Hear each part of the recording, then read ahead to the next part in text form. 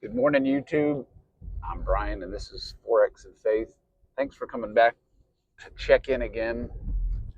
I had a good, quiet time with God this morning and had a insight that I wanted to share with you real quick. So I was over at a friend's house yesterday, and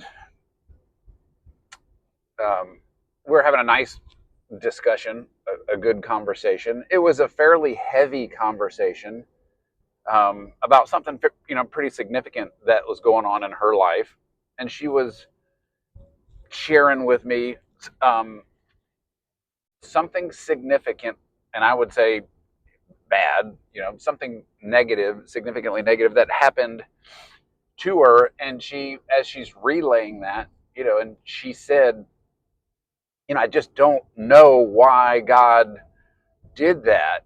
I don't know what He's trying to teach me. And I stopped her right there. And so that's kind of where I'm going here this morning. We in the church have been operating under this false paradigm that God, and I'm going to choose this word very carefully, that God literally controls everything. Every single thing that is happening to you is passing through His finger, and if you don't like that word, He's either allowing it or not allowing it, which is the same thing as control. And that's not biblical. That is not biblical. But we are instructed, taught scripturally that we have free will. Well, if we have free will, He is not controlling every single thing. We're also taught biblically that Satan is real, and he is here, and he is roaming around, and he is wreaking havoc all over this planet. And when you look around at your life, your family, your parenting, your parents, that makes more sense. Like my little kids, they're little free will beings running around doing their best to try to learn and manage and grow and figure out their emotions. And our life is such a cluster of free will people making, sometimes they make good choices and sometimes they make bad choices. And then there's obvious things also that you see in your life that are just absolutely terrible. And um, not necessarily all of those can or should be attributed to Satan, but Satan's a bad guy, and he's real, and he is causing a big old mess. So I communicated that concept to her, that whoa, we got a lot going on here.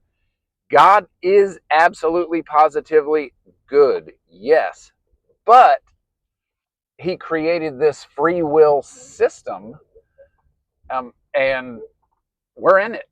And Satan is in this free will system as well, and that system is complicated when you try to unpack and assign specific credit to somebody. Let's say if it's a good thing that you got, or blame, assign specific blame to something. God did that, Satan did that, so and so did that. It's very complicated, and in fact I wouldn't even try to necessarily do that. It's so nuanced, and there's so much history and variables and all these things involved that it's kind of a fool's journey to go down that road. So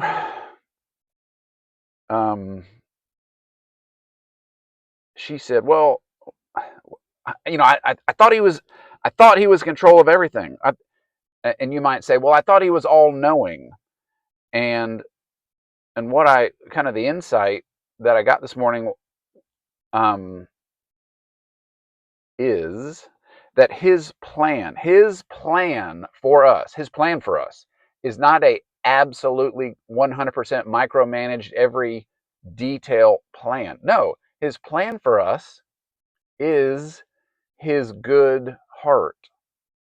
Like me as a parent who has kids, my plan, I don't know how the day's going to, definitely don't know how their life's going to unfold. I don't even know how the day's going to unfold, but my heart is my plan, and my plan for them is good. He knows what's going to happen in the future, in our future timeline, but he must let it play out organically because of the free will system he created and the limitations he placed on himself. When he built this system, he placed limitations on himself. He is a gentleman. He's not going to force himself onto you or to anyone. Like in a situation where there's a kidnapper who kidnaps another person, and then like tries to make that person they kidnapped love them, tries to make them perform behaviors of someone who is genuinely in love. It's obviously going to be completely fake. God doesn't want that type of system. He wants a system where we, out of our own volition, our own free will, love him, and we work on and form and become best friends with him. That's what he wants. God is a real person. He wants a real relationship with us, and the only or the best place to do that is in a place where total free will exists. So to wrap up for the day, um,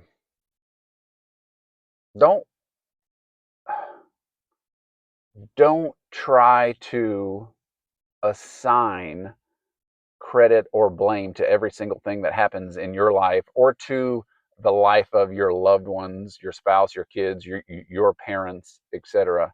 No, just walk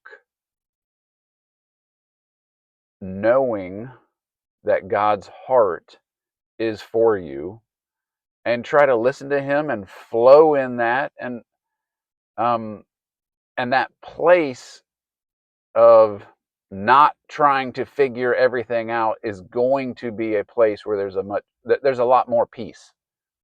Your relationship with God is going to be better. Um, he's allowed to be good, and now you don't have to lay at his feet the tragic things that do go on around us. And then, we're left with this, I think, false question that comes out of our mouths, like, what, God, why are you doing this? Why did you do this to me? That's gone.